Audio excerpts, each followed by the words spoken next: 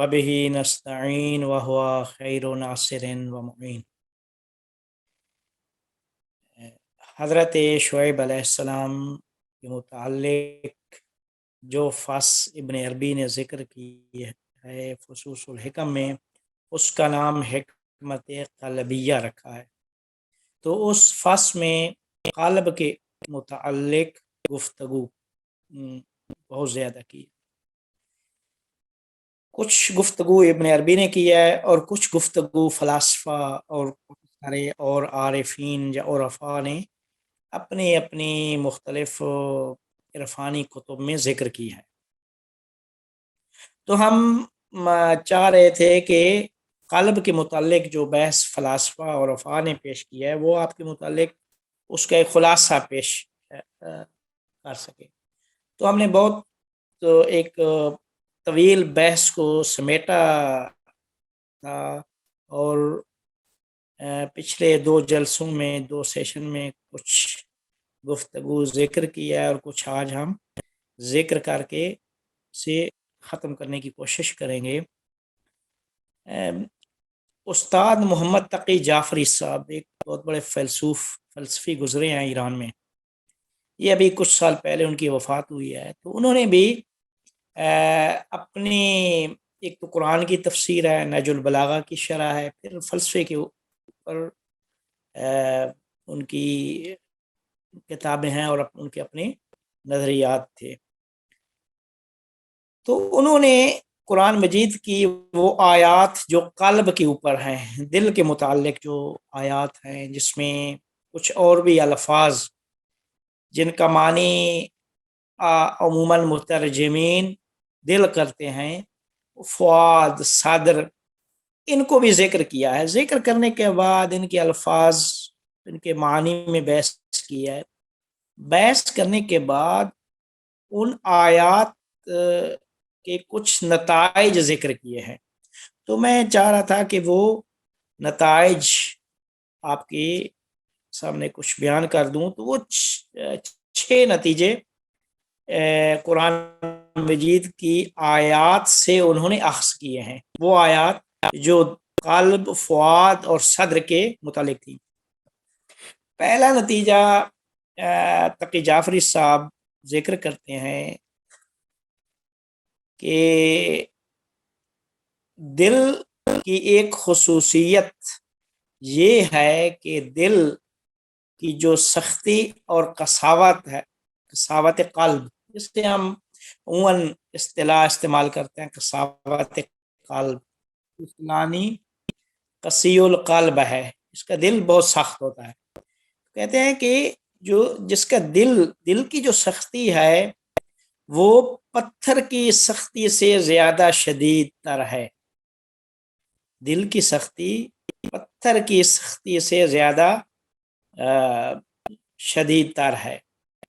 کیوں؟ کہتے ہیں کہ پتھر کو آپ توڑ سکتے ہیں، لیکن جب دل قسی اور سخت ہو جائے، اور فرعون جو انا ربکم الاعلی جس نے ذکر کیا تھا، دعویٰ کیا تھا انا ربکم الاعلی کا، اس درجے پہ جب پہنچ جائے گا تو وہاں دنیا کی کوئی طاقت اسے منفجر نہیں کر سکتی، دنیا کی کوئی طاقت اسے منفجر نہیں کر سکتی۔ اس وجہ سے کہتے ہیں کہ دل کی قساوت جو ہے اور دل کی سختی وہ پتھر کی سختی سے زیادہ ہے۔ یہ پہلا نتیجہ انہوں نے اخذ کیا۔ دوسرا نتیجہ جو انہوں نے اخذ فرمایا ہے وہ یہ ہے کہ الہامات، وحی اور غیبی اشارے، ان کا تعلق بھی قلب سے ہے، نہ کہ عقل و تعقل سے۔ دل ہی ہے کہ جو محل و مرکز وحی و الہامات ہے، نہ کہ عقل، فکر، جتنے بھی وہ دوسری قوا ہیں، وہ ساری کی ساری جو ہے نا وہ شاخیں ہیں اس قلب کی۔ قلب جو ہے وہ مرکز اور محل ہے اور وہ نقطہ مرکزی قلب ہے۔ یہ دوسرا نتیجہ تھا۔ تیسرا نتیجہ جو انہوں نے ذکر کیا ہے وہ فرماتے ہیں کہ انسانوں کے درمیان جو وحدت و اتحاد بھی ہے وہ قلب کے راستے سے ہے، نہ کہ عقل نظری کے راستے سے۔ کہتے ہیں کہ عقل نظری، عقل کے راستے سے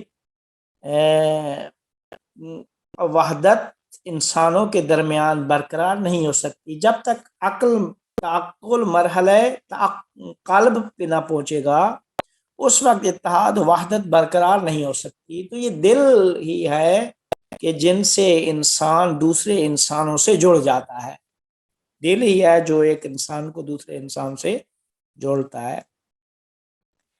یہ تیسرا نتیجہ۔ چوتھا نتیجہ وہ ذکر کرتے ہیں کہ زندگی حیات معقول، عقلی زندگی میں اطمینان اور اس آرامش سکون، وہ اس کا تعلق بھی قلب سے ہے۔ قرآن میں اللہ تعالیٰ فرماتا ہے الا بذکر اللہ تطمئن القلوب، الا بذکر اللہ تطمئن القلوب۔ بے ذکر اس کو عربی میں کہتے ہیں کہ جو جار مجرور مل کے وہ چیز جس کو بعد میں ہونا چاہیے گرامر کے لحاظ سے، وہ پہلے اگر آ جائے، عربی کا قاعدہ ہے، تو کہتے ہیں کہ یفید الحصر، یعنی وہ چیز جسے بعد میں ہونا چاہیے وہ پہلے آ جائے، تو اس کا مطلب یہ ہوتا ہے کہ اس چیز میں حصر پایا جاتا ہے۔ یعنی الا بذکر اللہ تطمئن القلوب، فقط اور فقط دل مطمئن اور دلوں کو اطمینان فقط اور فقط وہ ذکر خدا سے ہوتا ہے۔ ذکر خدا کے علاوہ کسی چیز سے دل سکون حاصل نہیں کرتے۔ تو فرماتے ہیں کہ اب کیا کہتے ہیں، یہ جو اطمینان اور یہ جو سکون ہے یہ حق سے شروع ہو کر حق میں ہی ختم ہوتا ہے۔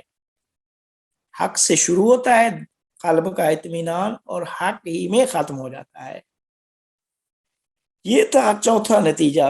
پانچواں نتیجہ جو انہوں نے ذکر کیا ہے وہ یہ ہے، کہتے ہیں کہ انسان جس چیز کو بارگاہ خدا بندی میں لے کر فخر محسوس کر سکتا ہے، جس کے ذریعے سے پھر کیا کہتے ہیں، جس کے ذریعے سے انسان فقط یعنی بارگاہ خداوندی میں وہ ایک کیا کہتے ہیں فخر کے عنوان سے لے کر جا سکتا ہے، وہ دل ہے، قلب سلیم ہے، پاک منزہ اور سالم دل ہی ہے۔ کہتے ہیں کہ لہذا اس دنیا میں کوشش یہ کرنی چاہیے کہ دل کو سالم کیا جائے۔ تو فرماتا ہے کہ یہ قلب سلیم ہی ہے کہ جہان انسان اور ان کی ارزش و اہمیت کو یہی پہچانتا ہے۔ یہ دل سے یہ چیز مربوط ہے۔ آپ فرماتے ہیں کہ چھٹا نتیجہ جو انہوں نے اخذ کیا ہے، کہتے ہیں کہ یہ جو انسان کے اندر جو بیماریاں جنم لیتی ہیں، انسان کی اندرونی بیماریاں، کبر، خود آرائی، خود نمائی، کہتے ہیں کہ یہ ایسی چیزیں ہیں، ایسی بیماریاں ہیں جو جب انسان کے قلب کے اندر جو قلب کی ایکٹیویٹی فعالیت ہے وہ جب ختم ہو جاتی ہے، وہ فعالیت ختم ہوتی ہے دل کی، تو یہ بیماریاں جنم لیتی ہیں۔ یعنی دل کی فعالیت جو ہے وہ ختم ہونے سے یہ بیماریاں جنم لیتی ہیں۔ تو کہتے ہیں کہ جب یہ نقطہ مرکزی یہ جب مختل ہو جاتا ہے تو سب چیز کیا ہے، ویران ہو جاتی ہے۔ تو کہتے ہیں کہ اس وقت انسان نیک و بد، اچھے اور برے میں تمیز نہیں کر سکتا۔ تو یہ کیا کہتے ہیں وہ موارد تھے کہ جن کے متعلق چھ نتائج تھے جو تقی جعفری صاحب نے پیش کیے تھے۔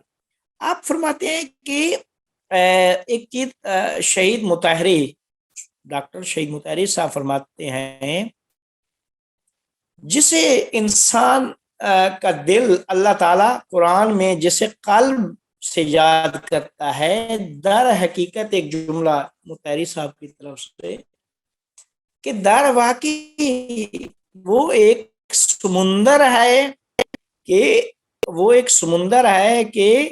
تمام اندیشے، فکریں، افکار، عواطف، احساسات، شعور، عشق، سب کے سب اس سمندر کے نسبت نہریں ہیں۔ یہ نہریں ہیں جو جڑتی ہیں اس سمندر سے۔ سمندر کیا ہے؟ وہ قلب انسان ہے۔ تو ان تمام نہروں کا جو مرکز ہے وہ تنہا اور تنہا قلب ہے۔ حتیٰ خود عقل بھی ایک نہر ہے اس دریا کی، جو سمندر کی، جو متصل ہوتی ہے اس قلب سے۔ تو فرماتے ہیں کہ یہ وہ ایک ایسا منبع و مرکز ہے کہ کسی بشر نے آج تک یہ دعویٰ نہیں کیا ہے کہ اس سمندر کی گہرائی میں جا کر اس نے اطلاعات حاصل کر لی ہیں۔ کیونکہ یہ سمندر اتنا وسیع اور گہرا ہے کہ اس کی وسعت بہت زیادہ ہے۔ اس کی وسعت کے بارے میں پھر آگے ابن عربی کچھ جملے ذکر کریں گے۔ فرماتے ہیں کہ ہم جب روایات احادیث پڑھتے ہیں تو احادیث میں جس طرح العیون طلاع القلوب، کہ انسان کی یہ جو آنکھیں ہیں وہ دل کی جاسوس ہیں، دل قلب کی جاسوس یہ آنکھیں ہیں، کہ دل ان آنکھوں کے وسیلہ سے ضروری معرفت اور اطلاع حاصل کرتا ہے۔ تو کہتے ہیں کہ لہذا قلب کو احادیث میں عالم غیب اور نامحسوس امور کو مشاہدہ کرنے کا ایک وسیلہ قرار دیا گیا ہے۔ عالم غیب اور امور نامحسوس کو مشاہدہ کرنے کا ایک وسیلہ اور اعلیٰ ابزار قرار دیا گیا ہے، اس شرط کے ساتھ کہ انسان تزکیہ نفس سے وہ جو دل کے حجاب ہیں ان حجاب کو اٹھا لے۔ تزکیہ نفس سے ہی وہ جو زنگ ہے وہ آگے سے ختم ہوتا ہے۔ اسی طرح پیغمبر اکرم صلی اللہ علیہ وآلہ وسلم کی ایک حدیث ہے جس میں فرماتے ہیں وَعَيْنَانِ فِي قَلْبِهِ يُبْصِرُ بِهِمَا أَمْرَ آخِرَتِهِ فَإِذَا أَرَادَ اللَّهُ بِعَبْدٍ خَيْرًا فَتَحَ عَيْنَاهُ اللَّتَيْنِ فِي قَلْبِهِ فَأَبْصَرَ بِهِمَا مَا وَعَدَهُ بِالْغَيْبِ فَآمَنَ بِالْغَيْبِ عَلَى الْغَيْبِ۔ یہ اللہ تعالیٰ نے دل میں دو آنکھیں قرار دی ہیں، دل کے اندر دو آنکھیں۔ جس طرح مولا علی علیہ السلام سے پوچھا گیا تو مولا نے فرمایا کہ لم عابد ربا لم آراہ، میں اس رب کی عبادت نہیں کی جس کو دیکھا نہ ہو، اس کی رب کی عبادت نہیں کرتا جس کو دیکھا نہ ہو۔ پوچھا گیا ان آنکھوں سے؟ فرمایا نہیں، دل کے اندر جو اللہ نے دل کی آنکھیں قرار دی ہیں ان دل کی آنکھ سے میں اللہ کو مشاہدہ کر کے ہی اس کی عبادت کرتا ہوں۔ تو فرماتے ہیں کہ دو آنکھیں اللہ نے انسان کی قلب میں قرار دی ہیں کہ جن دو آنکھوں سے غیبی امور اور نامحسوس چیزیں جو آخرت کے ساتھ مربوط ہیں ان کو مشاہدہ کرتا ہے۔ انسان کے اندر اللہ تعالیٰ نے انسان کے قلب میں دو آنکھیں ہیں، ان دو آنکھوں سے غیبی اور نامحسوس اور وہ امور جو آخرت سے متعلق ہے ان کو مشاہدہ کرتا ہے۔ تو فرمایا جب بھی اللہ تعالیٰ کسی کی خیر چاہتا ہے تو اس انسان کے قلب کی 2 آنکھیں کھول دیتا ہے۔ اللہ تعالیٰ کسی انسان کے لیے خیر چاہتا ہے تو اس انسان کے قلب میں جو 2 آنکھیں ہیں ان 2 آنکھوں کو کھول دیتا ہے، اور جب کھولتا ہے تو وہ شخص اس قلب کی آنکھوں سے ہی اللہ تعالیٰ کے غیبی وعدوں کو مشاہدہ کرتا ہے اور انہی سے غیب پہ ایمان لے کر آتا ہے۔ تو فرمایا کہ یہ اس قسم کی احادیث سے ہی یہ پتہ چلتا ہے کہ انسان کا قلب اس کے جسم کی مانند اس کے اندر بھی حواس ہیں، جس طرح بدن کے اعضاء ہیں کہ انسان ان اعضاء سے محسوسات، عالم محسوسات کو مشاہدہ کرتا ہے، ویسے ہی اللہ تعالیٰ نے کیا کہتے ہیں جسم کی مانند اللہ تعالیٰ نے قلب میں بھی احساس قرار دیا ہے کہ انسان ان احساس، ان حواس سے حقائق کو درک کرتا ہے کہ جو وہ حقائق جو ظاہری حواس اور عقل کے راستے سے قابل ادراک نہیں ہوتے، وہ چیزیں انسان وہ عقل کے قلب کے جو حواس ہیں ان سے مشاہدہ کرتا ہے۔ یہ کہتے ہیں کہ جس طرح فرمایا کہ یا علی انک تسمع ما اسمع وترى ما ارى انک لست بنبی ولکنک وزیر، اے علی تم وہ سنتے ہو جو میں سنتا ہوں، تم وہ دیکھتے ہو جو میں دیکھتا ہوں، فقط فرق یہ ہے کہ تم پیغمبر نہیں ہو بلکہ تم میرے وزیر ہو۔ یہ بھی اشارہ اس قلبی مشاہدہ اور قلبی رویت، وہ دیکھنا، اس کی طرف فرما رہے ہیں۔ ارا نور الوحی والرسالہ واشم ریح نبوہ، تو اس وقت علی فرماتے ہیں کہ میں اس وقت نور وحی اور رسالت کو دیکھتا ہوں اور نبوت کی بو کو کیا ہے استشمام کرتا ہوں۔ اب حدیث قدسی میں ارشاد ہوتا ہے کہ کوئی بھی شے مومن عارف کا جو قلب ہے اس کی مانند کسی شے میں اتنی گنجائش اور وسعت نہیں ہے جتنا قلب عارف میں ہے حق تعالی اور ذات الہی کو رویت کرنے کی۔ یعنی جتنی گنجائش انسان کے قلب کے اندر اللہ نے جتنی صلاحیت رکھی ہے، جتنی گنجائش رکھی ہے حق اور ذات الہی کو دیکھنے کی، وہ کسی شے میں نہیں رکھی۔ ما وسعنی ارضی ولا سمائی ولکن وسعنی قلب عبد المؤمن۔ تو کہتے ہیں کہ شرح فصوص الحکم میں ابن کیا کہتے ہیں قیصری فرماتے ہیں کہ عوام اب سوال کرتے ہیں کہ کس طرح قلب عارف کا قلب حق کے اتنی گنجائش، عام جو لوگ ہیں وہ سمجھتے ہیں، وہ کہتے ہیں کہ جو مومن کا قلب ہے، صادق سچے مومن کا جو قلب ہے وہ حق کے ساتھ اور حق کے ہمراہ کسی شے کو دیکھنے کی وسعت نہیں رکھتا۔ تو کہتے ہیں کہ وہ جو اس طرح سوچتے ہیں وہ فقط اور فقط حق میں مشغول ہیں اور غیر سے فارغ ہیں، فقط وہ کیا کہتے ہیں حق ہی ان کی نگاہ میں ہوتا ہے اور اس کے علاوہ کسی چیز کو نہیں دیکھتے، اور کوئی چیز حق کے علاوہ ان کے ذہن میں آتی ہی نہیں ہے۔ تو فرماتے ہیں کہ اب ایسے لوگ جو ہیں وہ اپنے آپ سے اور ما سوائے حق کے علاوہ جو کچھ ہے اس میں فانی ہوتے ہیں، فانی ہو کر بقا باللہ کی منزل پہ پہنچتے ہیں۔ تو کہتے ہیں کہ یہ وہ نظریہ ہے جو حق تعالی کے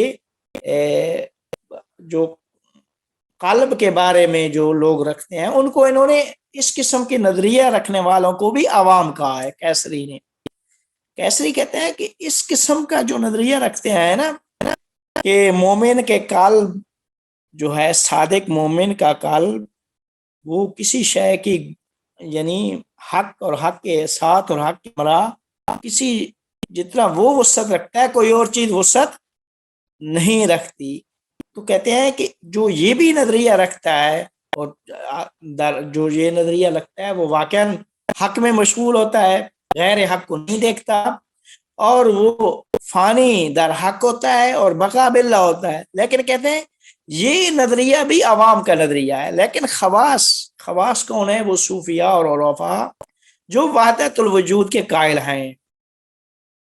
تو کہتے ہیں وہ اس قلب کی وسعت عارف کے قلب کی وسعت کو دو طریقوں سے سمجھتے ہیں.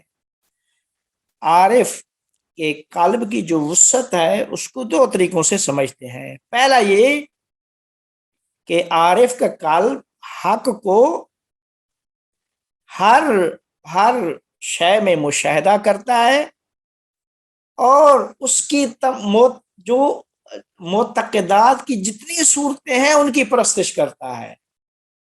یہ یعنی وہ اعلیٰ درجہ ذکر کر رہے ہیں کہ جو عرفاء جس طرح ابن عربی ہے یا یہ صوفیاء جو وحدت الوجود کے قائل ہیں تو کہتے ہیں کہ دو طریقوں سے عارف کا جو قلب ہے حق کی نسبت وہ دو طریقوں سے کیا ہے اس کی وسعت کو ہم سمجھ سکتے ہیں. پہلا طریقہ یہ ہے کہ عارف کا قلب حق کو ہر شے میں مشاہدہ کرتا ہے اور اس کی معتقدات کی تمام صورتوں کو ہی پرستش کرتا ہے. تو لہذا کہتے ہیں کہ اس کا دل تمام یہ اعتقادات یہ صورتیں ہیں ان صورتوں کا حیولہ وہ مادہ جو ہے وہ اس کا دل ہے. وہ دل کیا ہے؟ مادہ حیولہ ہے ان تمام اعتقادات کا. تو جتنے بھی اعتقادات ہیں اعتقادات کی تمام صورتوں کی جو ہے وہ پرستش کرتا ہے. تو کہتے ہیں کہ اب حق کا محیط ہونا حق کی جو وسعت وہ اس معنی سے ہے کہ وہ محل ہے تمام اعتقادات کے اجتماع کا. تو کہتے ہیں کہ جہاں پہ البتہ ابن عربی نے یعنی حق تعالیٰ کی وہ صورت یا حق تعالیٰ سے مراد وہ صورت یہ ہے کہ جو ایک عارف ایک اعلیٰ درجے میں جا کر مشاہدہ کرتا وہ جو تمام اس کی حق کی جو صورتیں ہیں وہ مرتبہ احدیت میں جا کر کیا کہتے ہیں مرتبہ احدیت میں جا کر جب ہر شے سے ہر کسی قسم کی اس میں ملاوٹ نہیں ہوتی نہ ہی وہاں پہ کیا کہتے ہیں اجمال و تفصیل ہے نہ ہی کوئی چیز ہے وہ اس درجہ پہ جا کر کیا ہے وہ عارف جا کر اس حق کو دیکھتا ہے. اس کو جب دیکھتا ہے تو اب وہ حق جس صورت میں عارف کے معتقدات کی صورت میں اس کو مشاہدہ کر دیا ہے اسی میں ہی عارف اس کی پرستش کرتا ہے. یہ در حقیقت کہنا یہ چاہ رہے ہیں ابن عربی. تو کہتے ہیں پہلا یہ کیا کہتے ہیں کیسری نے چیز ذکر کیا. دوسری جو طریقہ کہتے ہیں دوسرا طریقہ یہ ہے کہ عارف پہلا تھا عام عارف دوسرا یہ کہ عارف جو انسان کامل ہے اور تمام صفات جو اس کے وجود میں جمع ہے جب جمع ہے تمام صفات تو وہ حق تعالی کی صورت کامل ہے اور وہ ایسا عارف قلب جو ہے اس کی مثال آئینے کی ہے کہ جس میں عارف کا وجود ایک چھوٹی وجود حق کی ایک چھوٹی صورت ہے جو اس میں منعکس ہو رہی ہے. تو حق کو اپنے قلب کے آئینہ میں مشاہدہ کرتا ہے. ٹھیک ہے، اپنے کیا کہتے ہیں قلب کے آئینے میں مشاہدہ کرتا ہے. جب مشاہدہ کرتا ہے تو اب وہ قلب کی یہ حق کی یہ وسعت ہے قلب میں کہ جو کسی دوسرے انسان کے لیے بلکہ کسی دوسرے موجود کے قلب میں اتنا وسعت نہیں ہے، اتنا وسعت سے حق نہیں آتا. کیونکہ جتنے انسان کے علاوہ عارف کے قلب کے علاوہ دوسروں کے قلوب میں تنہا فقط اور فقط حق تعالی کی ایک ناقص صورت جو اس کی اپنے وجود کی صورت سے اخذ کی جاتی ہے، اسی میں اس کا انعکاس ہوتا ہے. یعنی جو انسان کامل ہے، وہ عارف جو انسان کامل ہے وہ حق تعالیٰ کی صورت کامل ہے. جب صورت کامل ہے تو ظاہر ہے قلب اس کا آئینہ ہوگا اور عارف کا وجود حق کی ایک چھوٹی صورت ہوگا جس میں وہ منعکس ہو رہا ہے. لیکن جب عارف کے علاوہ جب ہم دیکھیں گے، عارف کے علاوہ بلکہ قلب عارف یا قلب انسان کے علاوہ دوسرے جتنے بھی موجودات ہیں ان کے قلوب میں اتنی وسعت نہیں ہے. کیونکہ وہ سارے کے سارے حق تعالیٰ کی ایک ناقص صورت ہے. تو حق تعالیٰ کی ناقص وہ صورت جو ان کے اپنے وجود سے اخذ کی گئی ہے، اس سے بالاتر نہ ہی وہ ادھر ادھر خدا کو دیکھ سکتے ہیں اور نہ ہی اس حد سے ان میں بڑھنے کی آگے صلاحیت ہے. تو یہ در حقیقت وہ جو وسعت ہے، وسعت قلب، اس کی کو کیا کہتے ہیں اس کی وضاحت کر رہے ہیں. اب یہاں سے یہ ساری قلب کی بحث کرنے کے بعد ابن عربی فرماتے ہیں کہ پس یہ حکمت قلبی جو ہے اس کا ظہور ہوتا ہے حضرت شعیب کی شخصیت میں، کہ جسے ہم نے اس فصل کا عنوان قرار دیا ہے. اب اس میں 3 چیزیں انہوں نے ذکر کی ہیں، ابن عربی نے اس میں 3 چیزیں ذکر کی ہیں. کہتے ہیں اس فصل شعیبی میں 3 چیزیں میں بے نظیر قسم کی وسعت ہے. 3 چیزیں جن میں وسعت بہت زیادہ ہے، بے نظیر وسعت ہے. پہلی چیز علم خداوند، فرمایا واسعت علما و رحمہ واسعت کرسی السماوات قد احاط بکل شیء علما. پہلی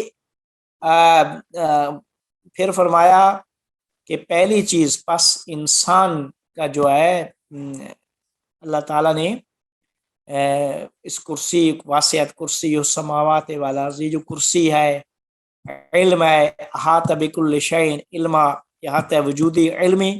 تو کہتے ہیں کہ پہلی چیز جس میں اللہ تعالیٰ نے بے نظیر قسم کی وسعت قرار دیا ہے وہ خود اس خدا کا علم ہے. فرمایا کہ میرا جو علم ہے بہت وسیع ہے، وہ اس میں جتنی وسعت ہے کسی چیز میں وسعت نہیں ہے. دوسری چیز جس میں بہت بے نظیر وسعت قرار دیا ہے، فرمایا سبقت رحمتی غضبی، میری رحمت میرے غضب سے سبقت کرتی ہے. پھر فرمایا جہاں بھی فرمایا بسم اللہ الرحمن الرحیم، رحمت اللہ اور ساتھ رحمان و رحیم کا ذکر کیا. تو کہتے ہیں یہ جو رحمت خدا ہے، تمام چیزیں کائنات میں، تمام چیزیں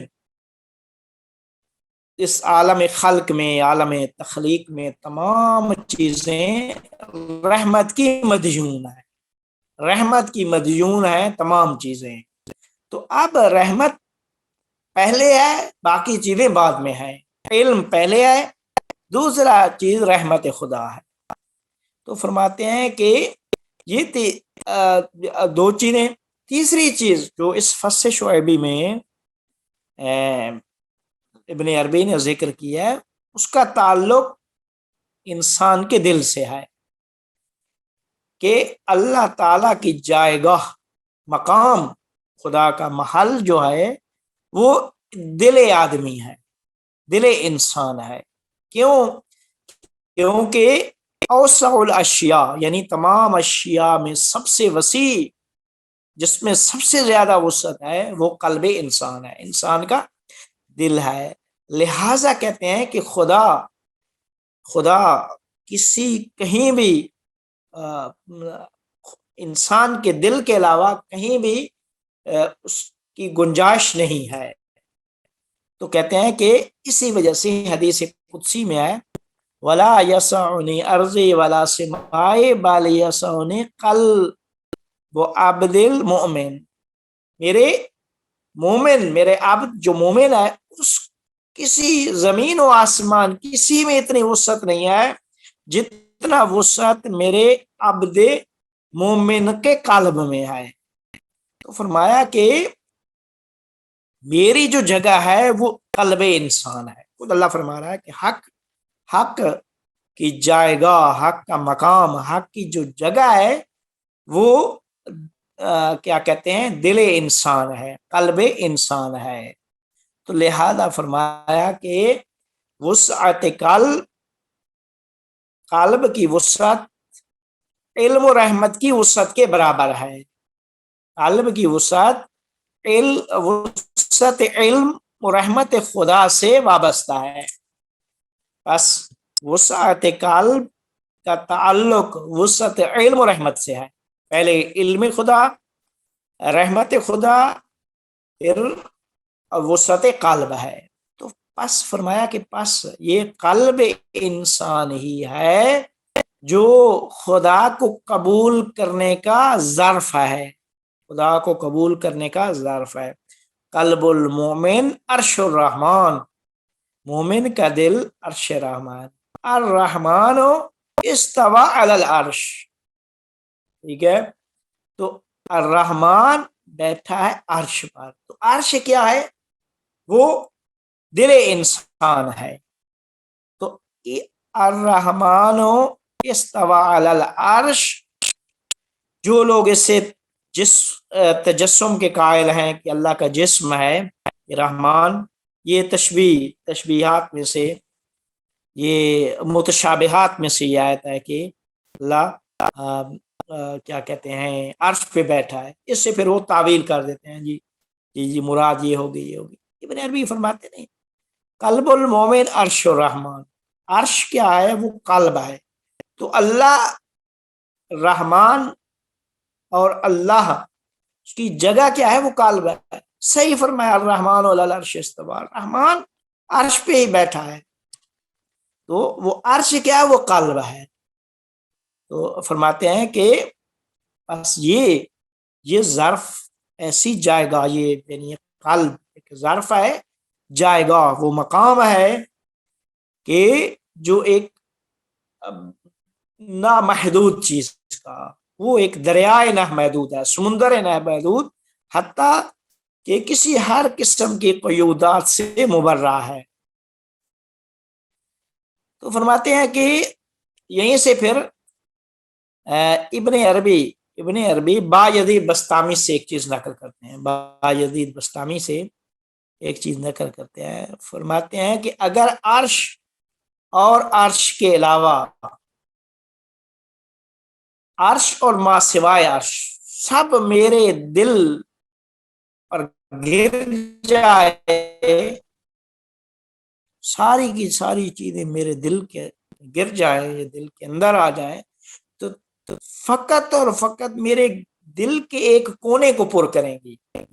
عرش اور ما سوائے عرش، تمام کائنات کی جو چیز ہے، اگر وہ ساری کی ساری میرے اندر گر جائے تو میرے دل کے ایک کونے کو پر کرے گی۔ اس کا مطلب ہے کہ دل بہت ہی وسیع اور نامحدود چیز ہے۔ لہذا کہتے ہیں کہ کسی بھی وقت انسان جو ہے کسی بھی وقت ایک فکر اور یہ برجستہ چیزوں سے وہ تھکاوٹ محسوس نہیں کرتا۔ کیونکہ جو انسان کا جو ظرف وجودی ہے انسان کا جو ظرف وجودی ہے وہ اس کا احاطہ تمام عالم ہستی کے اوپر ہے، وہ کیا ہے؟ وہ قلب ہے۔ تو لہذا کہتے ہیں کہ ہم جسم کے، انسان جو ہے جسم کی جہت سے محدود ہے، جسم ہمارا محدود ہے، لیکن انسان کے اندر ایک چیز ہے، وہ انسان کا قلب ہے۔ تو قلب ایک نامحدود چیز ہے۔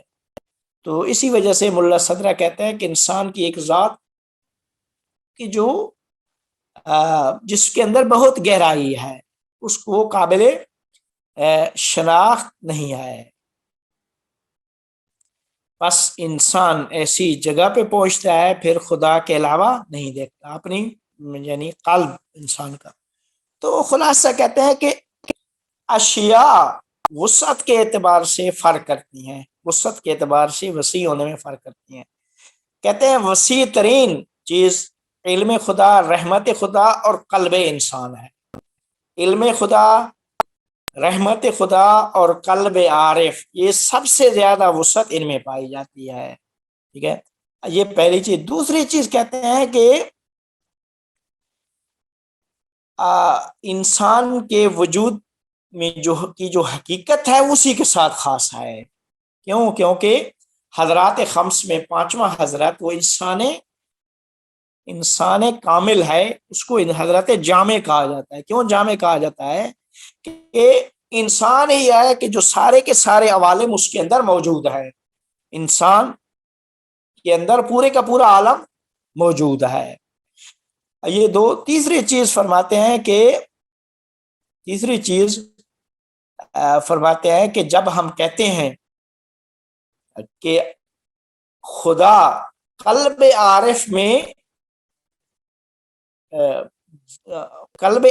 میں ٹھہرتا ہے، یعنی اللہ تعالیٰ کے جو نور، خدا کا جو نور ہے، اس نور کی روشنی سے،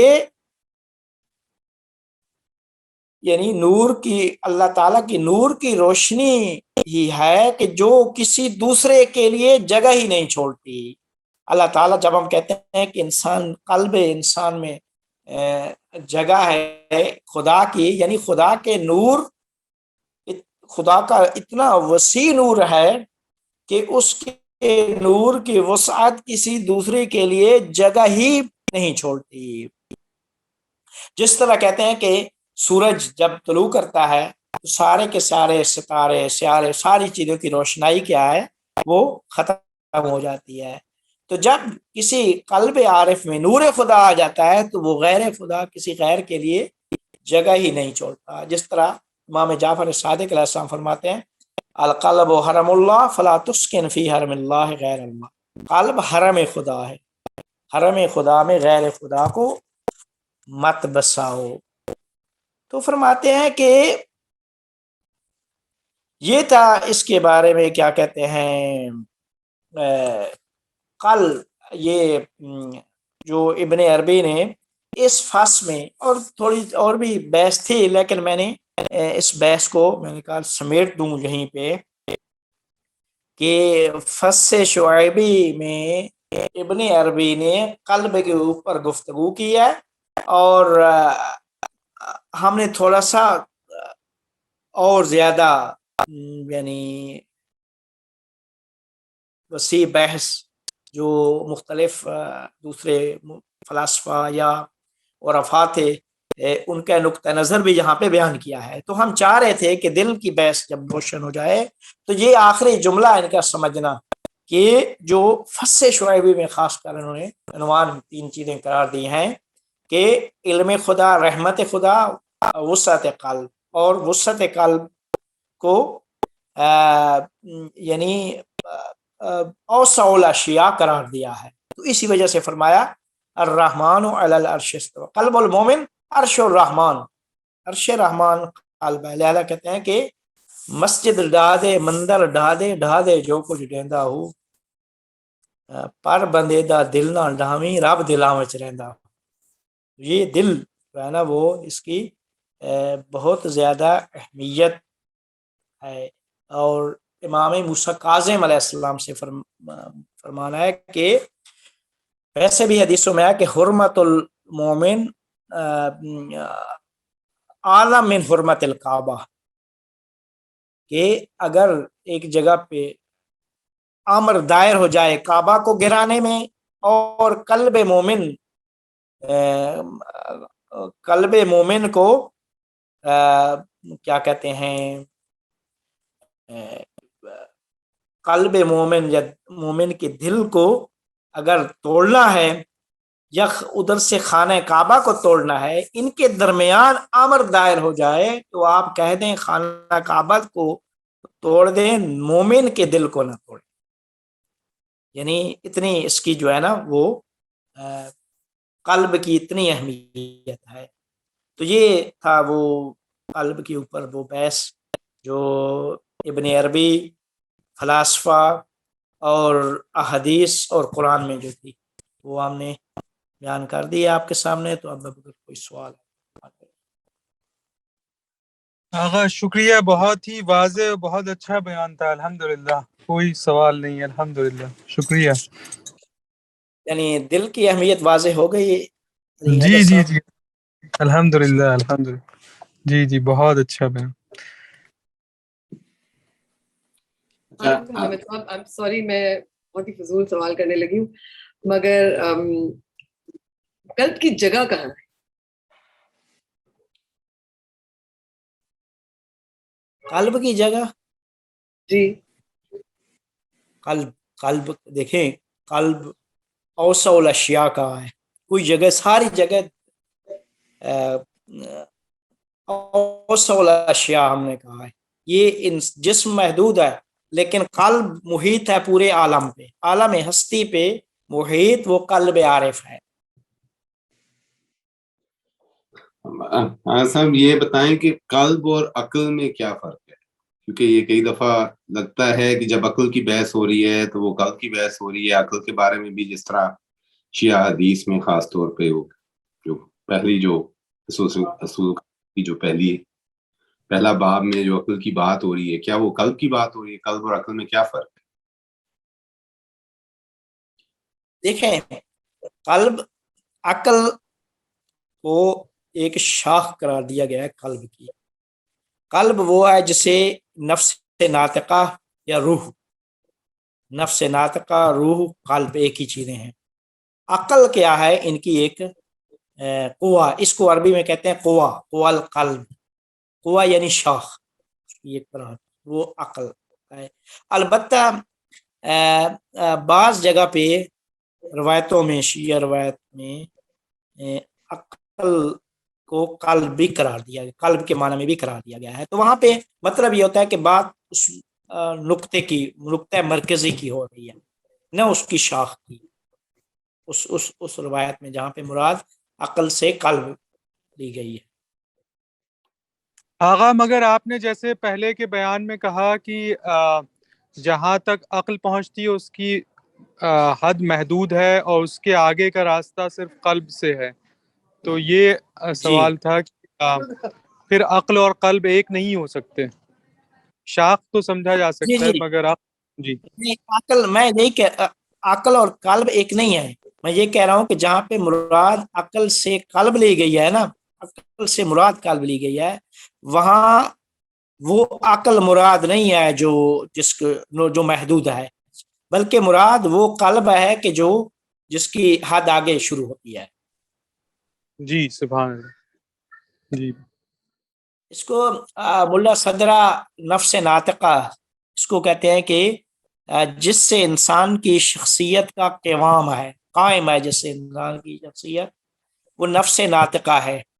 نفس ناطقہ وہ دل، وہ روح، جسے ہم روح کہتے ہیں. قل روح من امر ربی. تو پھر ہمیں سب قلب، روح، یہ سب ایک ہی نفس ناطقہ، مطلب یہ سب ایک ہی، یہ تینوں ایک ہی ہیں.